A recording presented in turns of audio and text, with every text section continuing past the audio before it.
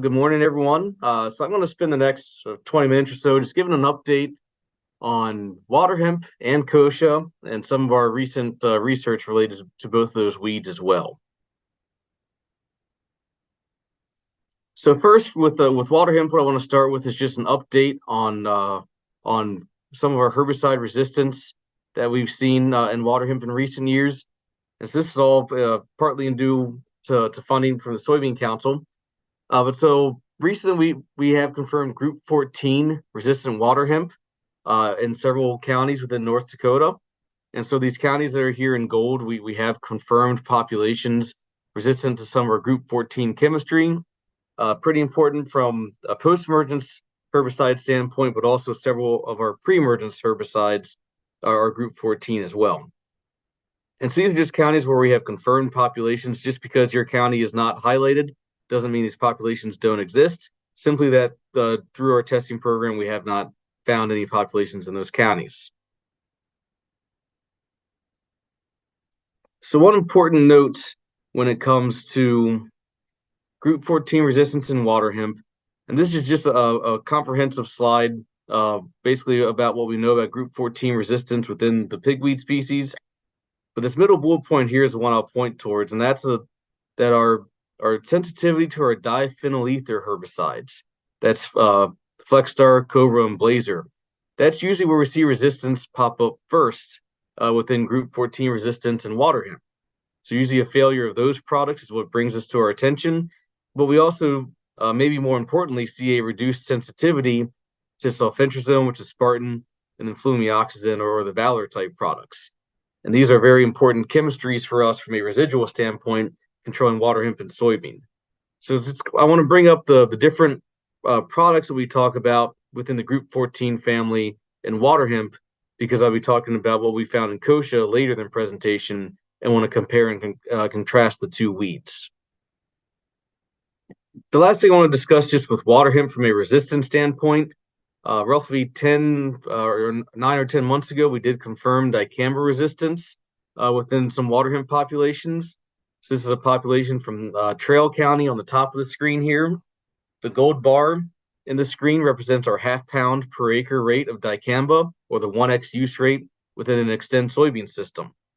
To the right of that, we have 1 and 2 pounds per acre, and we still have plants that are actively growing, did go on to produce seed, and then we just have a susceptible check there on the bottom part of the slide. So we know some of these populations are out there. So for those still using the Xtend Flex soybean system and trying to control water hemp, just some awareness there that dicamba resistance is out there in a couple fields around the state. Next thing I want to do is go through 3 different pre-emergence herbicide trials. So I'll be showing three different trials conducted between the 2021 and 2023 seasons. One thing just to keep in the back of your mind for all the data that I will be sharing is that each of these last 3 years, we've had less than a half-inch rainfall within the first 14 days after applying that pre-emergence herbicide. So we typically indicate we want at least a half-inch, if not 1 inch, within 7 days of application. Some water challenging years, at least related to our pre-emergence applications, everywhere that this research was conducted in the past couple of years. So the first trial I want to show, and this is actually a national trial, reevaluating or taking a closer look at the utility of Metribuzin within soybean. And so the genesis of this trial was the fact that many of our premix herbicides might have a full rate of a Group 14 plus a full rate of a Group 15, and then some cut rate of Metribuzin to get a comprehensive premix. And so we want to take a closer look at the value of Metribuzin, particularly at higher rates for residual weed control on the pigweed species. So this particular trial I'll be showing, we had a rate titration from 4 all the way up to 16 ounces of a 75 DF. I'll note these trials were conducted in Fargo. We never did see soybean injury on the soil that we were conducting this trial on. So that's one caveat in the back of our minds for this one. And then we had a few competitive checks as well. So I'm just going to be showing the data 6 weeks after planting or after application. So this slide, we have a 0 to 100% scale for visible weed control on a percent basis. From left to right, We have one of our checks we use every year, which is a 1 pound of Dicamba applied pre-emergence. So it's double the labeled rate we can currently use in Extend Soybean, but it's one of our better products we've seen, particularly in dry years, for pigweed control at this site. In the middle part, then we have our 4 and then 1 ounce at a time. We build our way up to 16 ounces of Metribuzin. Spartan or sulfentrazone was one of our checks. I'll point out we use 12 fluid ounces of Spartan. That's the maximum rate for this clay soil. I know it's a very high rate compared to what some folks are using, but that is the labeled rate for the soil, and we also did not ever see injury. And then a quart of dual is our group 15 check in this trial. So things I'll point out, this is the 2022 and 23 years combined. And this is pretty consistent with what other folks have seen from a national perspective. We're somewhere around this 11 to 12 ounce rate of Metribuzin. That's where we start seeing consistently high levels of weed control, even 6 weeks after planting. These lower rates we do start seeing this drop off in performance, particularly between weeks 4 and 6, but highlighting that a lot of what we will typically use across the state, if we look at the rate that's a 1/4 pound active of Metribuzin, that's roughly this 5 ounce product rate, that was giving us by itself about 50% control of Waterhemp at this rating timing. So I wanted to highlight that, just what some of these high rates of Metribuzin can do for us. In this case, we did not observe injury on our soil. Next trial I'm going to show is another national trial. And here we're trying to work with more realistic Metribuzin rates in combinations with different pre-emergence herbicides. This trial was just conducted in 2023 and will be repeated next year. But basically, we're looking at different herbicides and adding a 1/4 pound or 1/2 pound active of Metribuzin with the different products. Products selected to evaluate are here on the left side of the screen, and then with the rate on the right side. So we looked at a tank mix of Valor and Residual, which is available as Fierce for a premix, Surveil. Then we stacked Residual on top of Surveil. We looked at a Fierce MTZ at a rate of 1.25 pints. The asterisk there's already Metribuzin in Fierce MTZ, but we added additional Metribuzin to get up to that 1/4 and 1/2 pound active rate. And then we looked at 4 fluid ounces of Spartan and then a 1/2 pound of Dicamba. And all combinations of everything on that slide. So this quickly adds up to a 20 treatment trial. And so I want to just pick on a few different treatments here. We basically, the first 16 or so bars, we alternate MTZ1 as a 1/4 pound, MTZ2 is a 1/2 pound of Metribuzin, and then those same product combinations from left to right as was listed top to bottom on the previous slide. On the far right here are those products by themselves, and we are looking at 6 weeks after planting the data here. And so one of the main things to look at is once we have Metribuzin with any of these combinations, we were generally 78 to 96% control 6 weeks after planting, whereas these products by themselves may be between 15 and 75% control based on the different products. And Fierce MTZ is at a high rate, so remove Metribuzin and we're more or less between 15 and 60% control of those products by themselves. When we apply the statistics, in this case, everything greater than 83% control was similar in this product year or this trial year. And so that basically limited us to anything that had that 1/2 pound active of Metribuzin as part of the mixture, or some of these 3 and 4 different active ingredient combinations, even with the 1/4 pound or a 1/2 pound, giving us the highest level of control in this trial. So again, this will be repeated next year, but just looking again at these rates of Metribuzin with all the different products we have available for use from a residual standpoint. Next thing I want to show, so this trial we've shown for a few years now. We continue to conduct it, but looking at different residual products with and without the inclusion of a 1/2 pound of Dicamba. So looking at the residual effectiveness of Dicamba within our soybean programs. So we conducted this on Waterhemp the last 3 years. I'll be sharing some data with Kochia, conducted at Fargo and Minot in 2023. And important to note that, again, at all site locations, we did have less than a half-inch rainfall within those first 14 days. Focusing on Waterhemp first, this is the compilation of 3 years of research here. This is an evaluation date. Most years was 42 days after planting. In 2023, we made the evaluation at 35 days. From top to bottom, we have 5 different herbicide products. Warrant at 48 fluid ounces, Warrant plus 8 fluid ounces of a liquid Metribuzin, 2 ounces of Valor, 6 ounces of Fierce, and then 10 ounces of Authority MTZ. Below this gold line is those exact same products with a half pound of Dicamba added in. And so now our bar goes from left to right, stats separated by the letters there on the right side of the screen.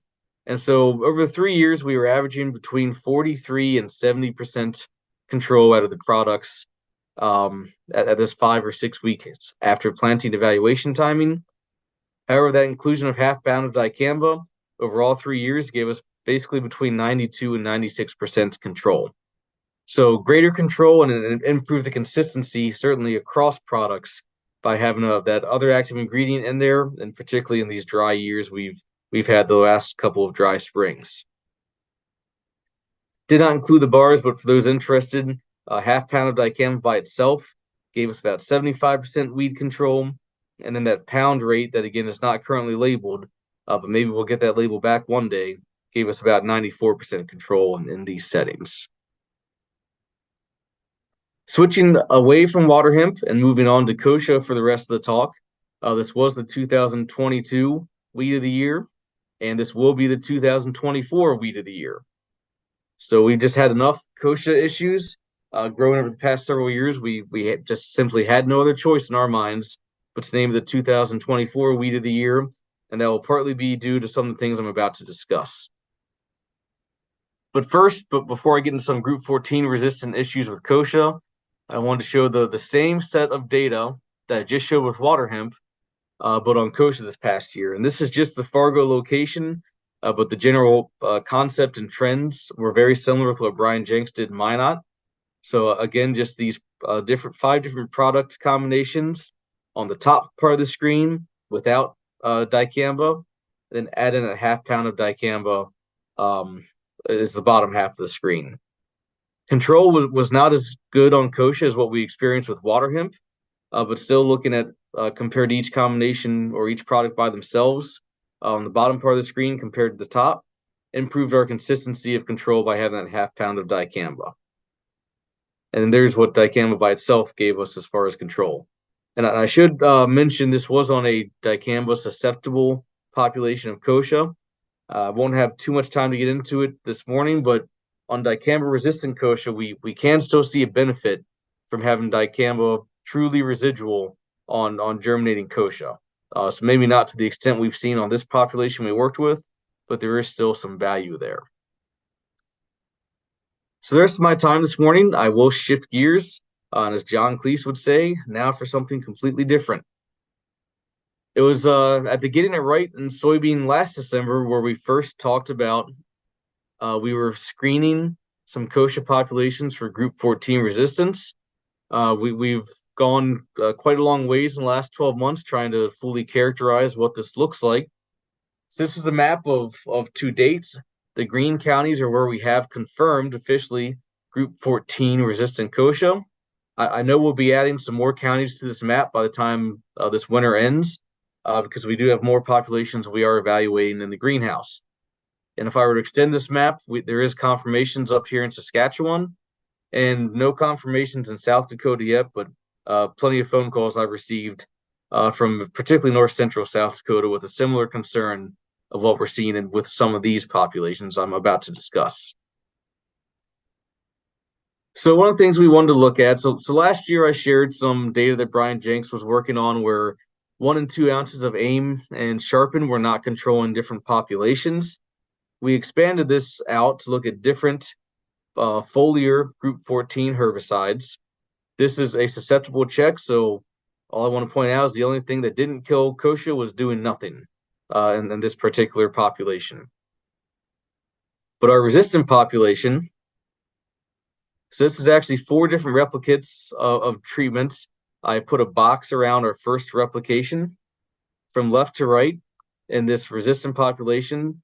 We have in the bottom left corner a non-treated check, and then Blazer, Flexstar, and Cobra all controlled this population in the greenhouse. So I bring this up because if you go back to the beginning when I talked about group 14 resistant water hemp, these are the first 3 products to fail. These 3 still control this population of kochia, and very similar results with all the other group 14 resistant kochia that we're working with. I'll get into some of the whys behind that here just in a little bit.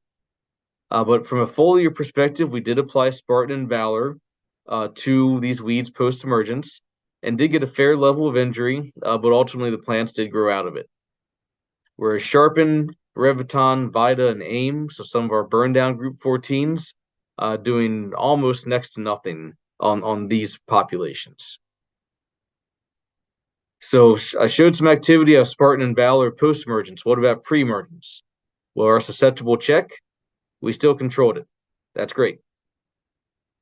One of our resistant populations, this is one of the worst ones from a product failure standpoint in this one greenhouse trial that we evaluated. But this is our first rep in the box. We put 20 kochia seed per pot and then watered in these different products. But essentially we have here 4 ounces of Spartan, 8 ounces of Spartan, 3 ounces of Valor, and 6 ounces of Valor, and had plenty of escapes within each pot in this replicate and in almost every other replicate within this trial. So that was a trial conducted in Fargo by Kirk Howitt's group. Actually, the last several slides were all Kirk Howitt's group, looking at those. Brian Jenks did repeat a similar trial. This is, again, the soil-applied herbicides, and he did 7 different populations at once in this picture. So the numbers on top correspond to the rough township of where these populations were collected on the right, with a susceptible check being this far right column. No herbicide in the front, 4 ounces of Spartan in the middle, 3 ounces of Valor in the back. So our susceptible population, except for it looks like 1 escaped plant, did a very good job controlling the kochia with those herbicides. Almost every resistant population, we had plenty of escapes from Valor or flumioxazin. So that's a concern for us based on one of our big use patterns is using Valor in the fall for early season control of kochia. That looks like it may no longer be one of the best options for us on these populations, since from a residual standpoint in greenhouse pots, so basically applied at planting, we're having plenty of escapes. Spartan was a little bit more variable. So for instance, population 6, a lot more plants growing and a little bit extra growth compared to population 5, which were both collected near Mohall, but just showing the difference in response to Spartan in those 2 populations. So this will take us a while to further fully characterize maybe what's going on with Spartan based on some of these populations, but just know that there can be some differences. And so if you start seeing some unanticipated escapes, there may be some group 14 resistance within that population. The good news from a knowledge standpoint, so we've been working with the National Agricultural Genotyping Center. We worked a lot with them as far as they developed genetic tests for pigweed ID and for group 14 resistance confirmation in water hemp. So some of that group 14 resistant water hemp data I showed was working in conjunction with the Genotyping Center. We are currently working with them to develop a quick assay for group 14 resistance in kochia. And so I'm just showing some results that they sent me from a few trial plants I sent in. For the most part, this quick PCR is we're working through the final kinks, but we'll be able to just submit some leaf tissue, and within 7 days, they'll be able to extract DNA and get a result back to see if there's a mutation involved that does confer this resistance. So we have worked with BASF. They have confirmed this is a target site resistance, which is a very good thing from a detection standpoint for us, that we can use some of these quick genetic assays to find resistance. And so again, we're working through a couple final kinks, but talking to the Genotyping Center, they're confident we will have this fully live come May, if not earlier. So as we get into next year's burn down and herbicide spraying season, we will be able to collect some leaves, send them to this genotyping center who's located on campus in Fargo. There will be a fee that's to be determined, but they have charged about $75 for testing per sample in the past. So we'll see if that's what ends up being the ultimate price, but this will be available to help us further get a grasp on where this is located in the state, and more importantly, help drive management of some of these populations if you have the knowledge of what population you're working with. So last couple of things I want to talk about, just going to quickly pitch. So we are having the Wild World of Weeds workshop again. It will be Tuesday on January 16th. The QR code here will bring you to the schedule and registration. Our guest speaker this year will be Dr. Charles Geddes, who's a great weed scientist out of Alberta. So he's confirmed and is working on the Group 14 resistant population in Saskatchewan, but he also has a couple of decades worth of information to share about Kochia and the Canadian prairies and some other weeds like wild oat and downy brome. So excited to have Charles down to discuss some of his research up there in the Canadian provinces. Just gone in with for those who listen to podcasts. So we've talked about Group 14 resistant kochia and some of these other things I discussed today on this War Against Weeds podcast. So I'm on this with a couple of my other colleagues, and typically 30 to 45-minute episodes about all things related to weeds. So I encourage you to check that out if you have time while driving around. And Greg, this is my last slide, just some contact information.